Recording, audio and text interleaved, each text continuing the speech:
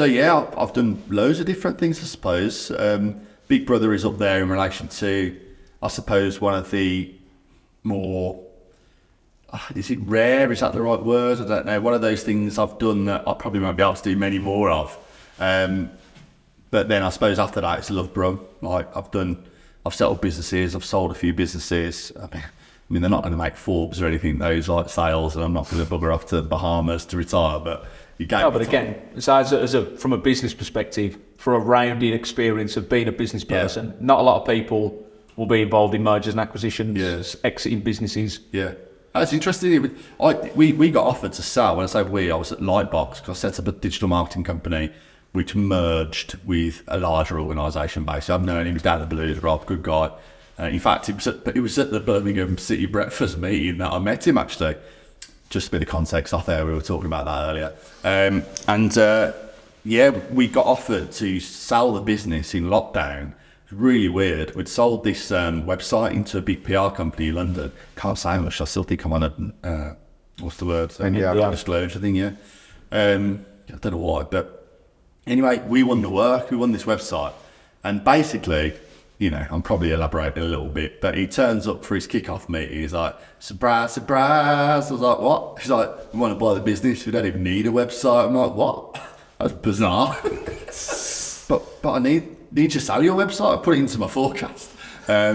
He was got 25 patients of me. You know, keep the deal. What's the deal for? I love, as long as it's not less than the website. Yeah, I love my staff. Oh, what was that? Was that? Yeah, fine, let's go. And the lawyer in me, you know, Rob was very much like, he set Lightbox sort of 15 years ago. He loves, you know, it's his baby. He was like, no, not interested, mate. I was like, come on, let's just have a look under the bonnet. As a lawyer, I wanted to look at what due diligence looked like, you know, how do you prepare a business to sell and all that. And it opened up Rob's eyes a little bit, because when we turned it down, and with hindsight, it's a wonderful thing, we wouldn't have got the money they offered us. It was a big chunk of cash, but a lot of it was an earn-out thing. And the earn-out was in lockdown. I mean, I was crying in the shower most nights, let alone not know what tomorrow looked like. So with hindsight, we would not have got the money that we were offered.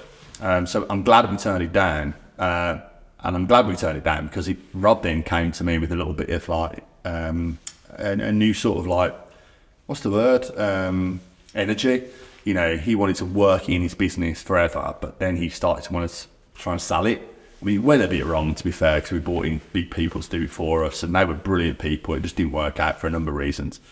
But yeah, that experience of looking into it and doing it, I mean, at the end of the day, I sold Lightbox back to Rob. It was like a management buyout, and you know, it wasn't the most complex of deals.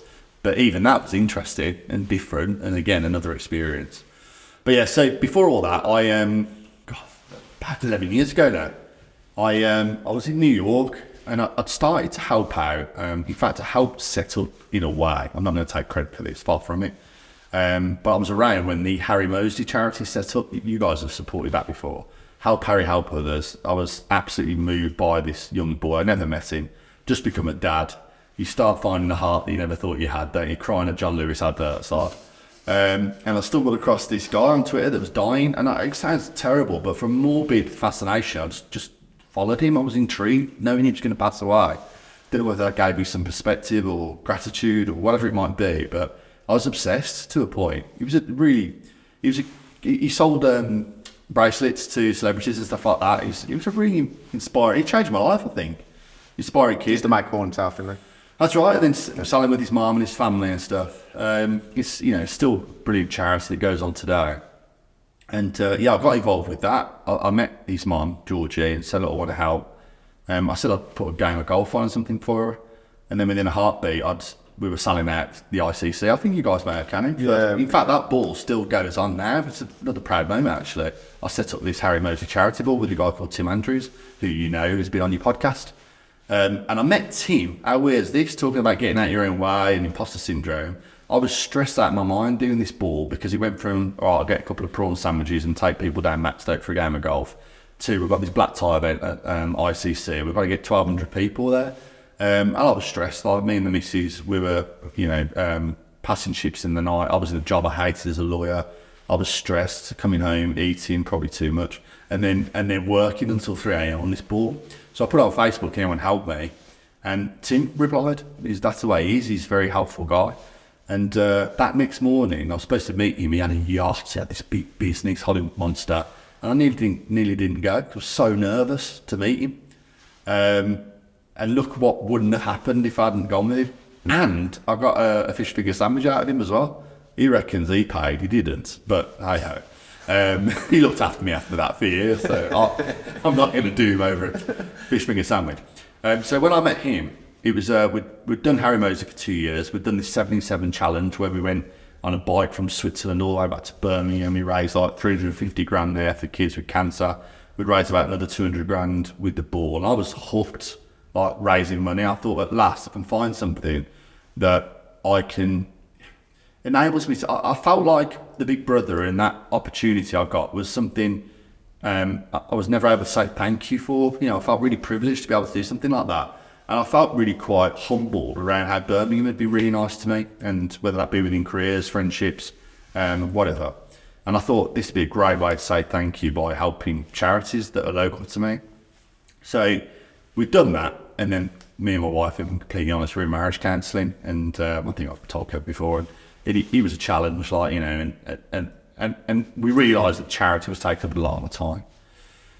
So I just sat on them.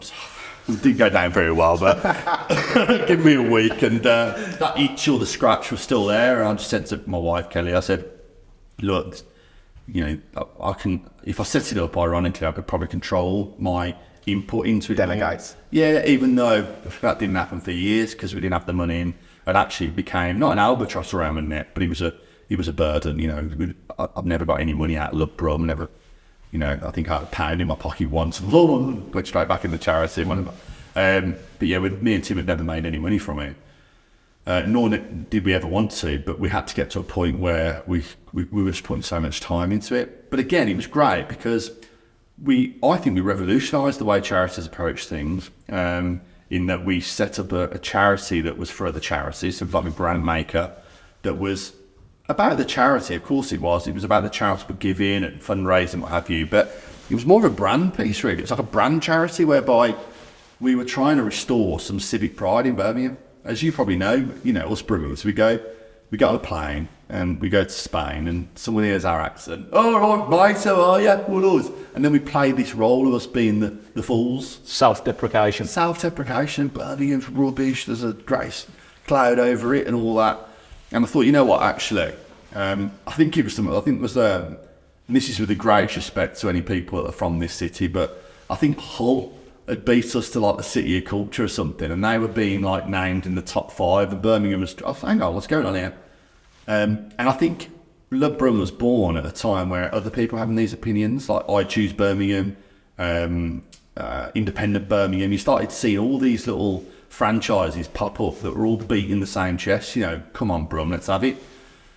Bit like you see with that Birmingham City advertising, you know, it's all about the community, the people, like, come on, you know. But Tim touched upon it, he's saying all the Manchester lot are shouting, Manchester, Liverpool, London, and but Brummies are kind of going, it's all right, yeah, instead of shouting about it. Yeah, we're supporting Man United instead of Birmingham City, or dare I say, Aston Villa and stuff. My wife's a Villa fan, not one of those. But you guys are blue noses, as am I.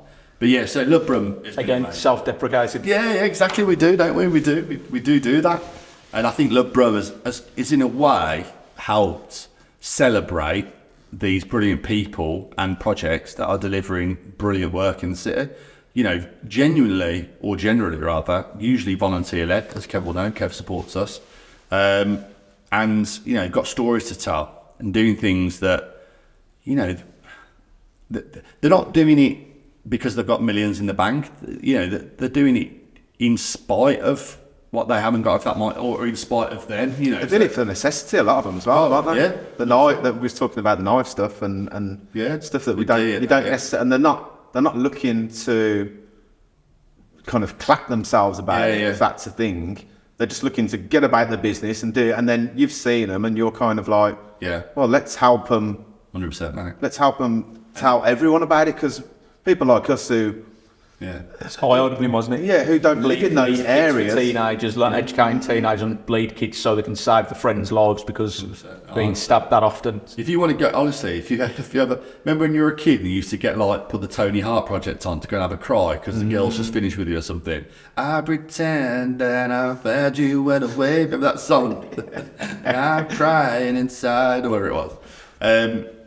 I sometimes, when I need a bit of perspective or, you know, a little bit of a head shake, I go to Love Brum's YouTube channel, and I'm sure some of your videos will be on there now, and there's over 300 videos, all of different people from different communities, different cultures, different backgrounds, different whatever it might be, doing one thing, helping others, because of the requirement in those communities for that help, whether it be anti-bullying, knife crime, homelessness, isolation, animal welfare, education, arts, whatever.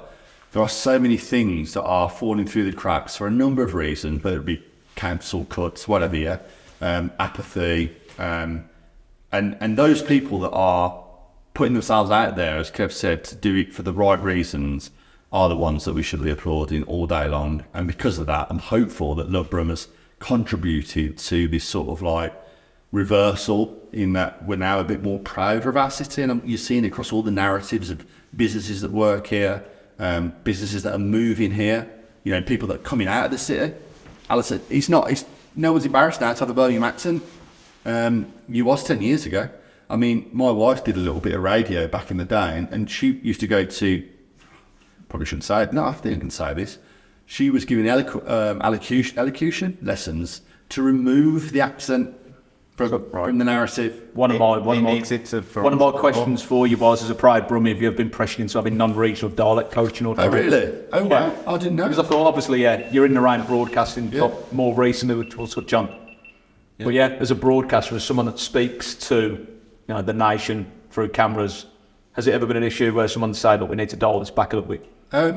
No, yeah, not to me. I suppose for you, you've always been Brummie PJ, haven't you? That's kind of off the back of... If anything, with the BBC opportunity I'm doing at the moment, they contacted me, not because of that. I mean, somebody put me in touch with them saying that you should talk to PJ, which was very nice of them, a guy called Kev. And when we started speaking, it was very much, it was part of their remit, the guy I was talking to, that they, certainly for BBC WM, the listeners wanted to hear more of themselves. The Brummie of the better. Yeah, you know, they're driving into work, they're listening to the world being on fire or whatever, you know, they actually probably don't need even more highbrow journalism. Highbrow, that's probably the wrong word, but serious journalism. The stories that we need to hear and be told, they just want to hear themselves talking to some randoms in a wood. I know it sounds bizarre, that's where I've been this morning. But yeah, that sort of, what's the word, that vernacular, it's the sound of home, isn't it? Yeah. And I think that's something that people want us now from the Midlands to lean more into. I don't know about you guys, but you only have to turn within a heartbeat you're hearing Brummies more than, you know, back in our days, I suppose the radio was northerners, weren't they? Like Manchester, London. You know, there was not much space for Brummie sounding voice. Lenny Henry maybe, Rusty Lee. Yeah. But now you've got Alison Hammond, they're all over the place.